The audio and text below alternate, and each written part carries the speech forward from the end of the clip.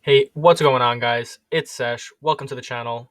In this video, I have a game here where I might actually get reported for.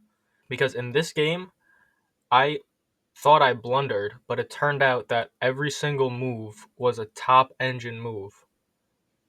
So let's get right into this, guys. I swear I was not cheating.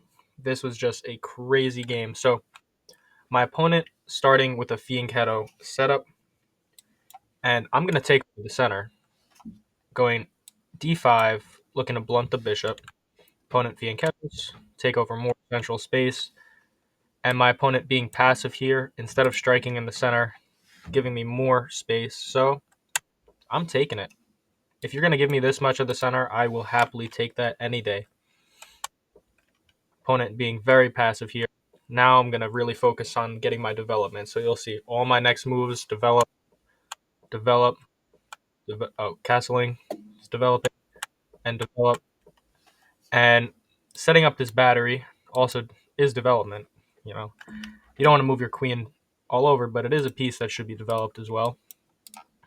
So if my opponent castles, I'm thinking to trade off this piece, get my queen in, get my knight in, and go for an attack over here. But my opponent decides not to castle this game, which you're going to see turns out to be a horrible mistake. Realistically, my opponent should castle. Second best move is castling, or knight f3, and then castling on the next move. But they want to be cool. They want to keep their king in the center and try and play some weird setup. So it's okay. Now they push this pawn forward. This move makes sense to counteract the battery. Now their rook defends that square. And guys, we should also be thinking it's less about pawns a lot of the time and more about squares. So like right now I'm not attacking a pawn, I'm attacking a square. And when you push this pawn, now you gain control over that square. And like sometimes, I may capture a pawn, but the point is not that I'm capturing a pawn, it's that I'm taking over a square. Pawns sometimes just happen to be there. But anyways, let's keep moving. My opponent defending. I complete my development. And now my opponent finally striking in the center, except their king is in the center. Now I left the analysis on so you guys can see.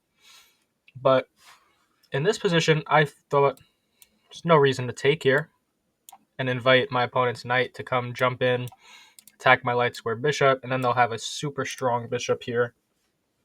So I don't want to do that. I mean, if I waste a move doing something else, then yeah, my opponent playing even more central breaks and still okay here, but yeah, I didn't like the looks of this. I didn't want them taking here, but it is okay. But instead, I play the top engine move, guys. That is d4. If you want to open up the center, let's open it up for real.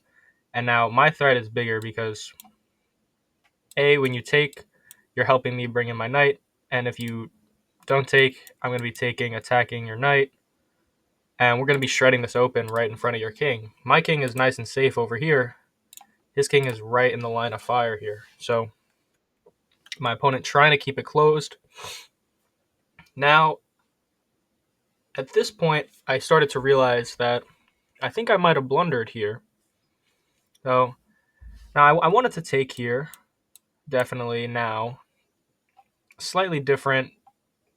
Now he's kind of forced my hand. I definitely don't want to let him get in this move. Like, so now if I play something else, my bishop is going to be trapped. So the situation's a bit different here. Even if I say move and allow this is even bad too, because now I'm just trapped. This is just a terrible position. I would never want to play this position. So I do take here, top engine move. And now I'm sitting here for a minute, realizing that my bishop's about to get trapped. And if I move my queen to save my bishop, my pieces are going to get forked. So I said, you know what? It's going to happen anyways. Let me get a rook to the open file. Best, actually, well, best engine move is to move the a rook, but regardless, getting a rook to e8, best move. This case, it is third best move, but we're gonna give it best move here, guys. Opponent going for the fork, and now this is only second best engine move. We're sacking my knight. This bishop is going to be really strong here with this weak diagonal for this king, and this knight isn't even doing anything anyways. So we don't need this knight. This thing's a hunk of junk, so we'll sack it. Opponent trying to get some counterplay, but actually here, let's go back a move. The whole time I'm sitting here waiting for my opponent to move, I'm literally thinking I'm looking for tactics. I like to look for tactics on my opponent's turn and then look more concretely, but looking for ideas. And obviously I see that one idea here is, say if my bishop wasn't here, say my bishop was somewhere else. If I go here, it's going to be a check, and this knight is going to be pinned and not able to take here, and then maybe we can get our queen in. So I'm already looking for clearance tactics. I'm thinking to sacrifice my bishop here, or like something. Like, I'm not seeing anything that specifically works, but that's what I'm thinking about. And right as I'm thinking about it, my opponent offers me an absolute gift. Because this is exactly what I was planning to do anyway, and that is to get rid of this bishop and open up the way for my rook. This square would be defended by the knight, but my rook's holding it down. So king moves, and now we can bring our queen in, and this is just total devastation. Let's see. Only move to avoid mate is knight f4, and then we can win the queen.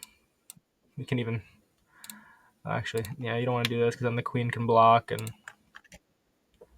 but yeah, I was a little bit worried about the king going this way actually, because now the knight is no longer pinned and I can't play here.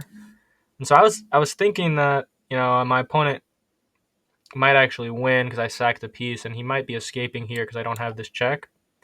But this is really instructive. Stockfish says we're going to drop our bishop back.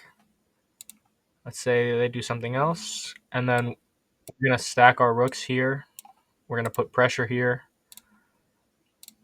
and we still have a winning attack here. So just some engine moves. And look at this. Second rook, because this is going to be mate. This is so crazy, guys. So, yeah, attack, all stemming from, let's see.